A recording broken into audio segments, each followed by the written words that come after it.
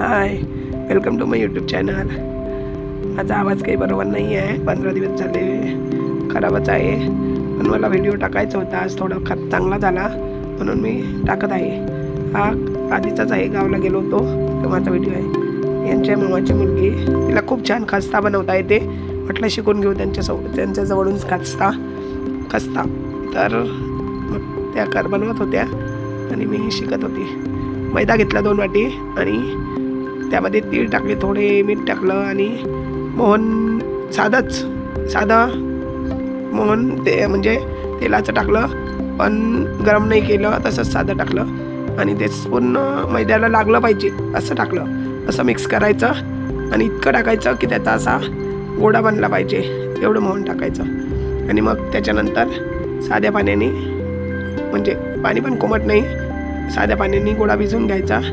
आणि गोळा पण असा खूप घट्टसर नाही, खूप पातळ पण नाही, असा भिजवायचा.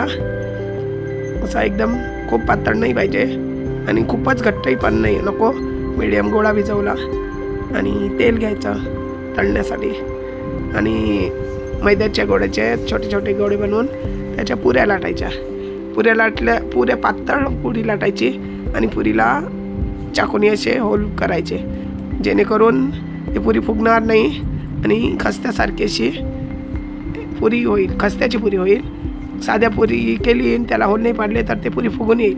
म्हणून आपल्याला चाकूने त्यावर होल करायचे आहेत, जेणेकरून ते फुगणार नाही आहे. आणि मी तेल तापल्यावर मीडियम गॅसवर तेल करायचं. तेल तापल्यानंतर खस्ता टाकायचा. खस्ता लगेच पलटायचा नाही, एका साईडला चांगला होऊ द्यायचा आणि परत एका साईडला चांगला झाला गोल्डन ब्राऊन की मग पलटायचा. एका साईडला चांगला झाला खस्ता की मग पलटून दुसऱ्या साईडला पण चांगला गोल्डन ब्राऊन होऊ द्यायचा. असं 1-2 वेळच करायचं आणि झाला तुमचा खस्ता रेडी.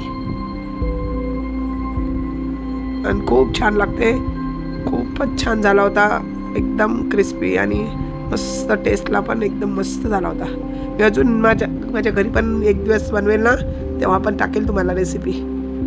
खूप छान झाला होता कारण की, आणि तुम्ही पण करून बघा, परत करसाल, इतका छान होतं, एकदम क्रिस्पी झाला होता.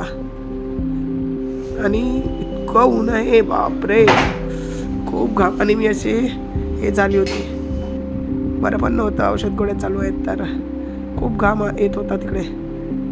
आणि खूप छान झाला होता खस्ता पण. आणि त्या बालीताईंनी मला शिकवला, थँक्यू बालीताई, खूप छान. मी अजून एकदा तुमची रेसिपी करून बघेल. आणि त्यांनी मैसूर पाकची पण रेसिपी दिलेली आहे, ते पण मी करेल आणि यूट्यूबवर टाकेल. ते पण खूप छान बनवले होते आणि ते पण मी आता दाखवते. त्यांनी बनवलेले मैसूर पाक पण खूप छान बनवले होते ना, इतके टेस्टी लागत होते, एकदम ताजे मस्त. ते मी नक्की बनवेन आणि टाकेल तुम्हाला. आणि खूप इझी, 10 मिनिटात बनणारे असे होते. आणि खस्ता पण परत टाकेल. माझ्या आवाजाकडे जाऊ नका, माझा आवाज 15-20 दिवस झाले असाच आहे खराब.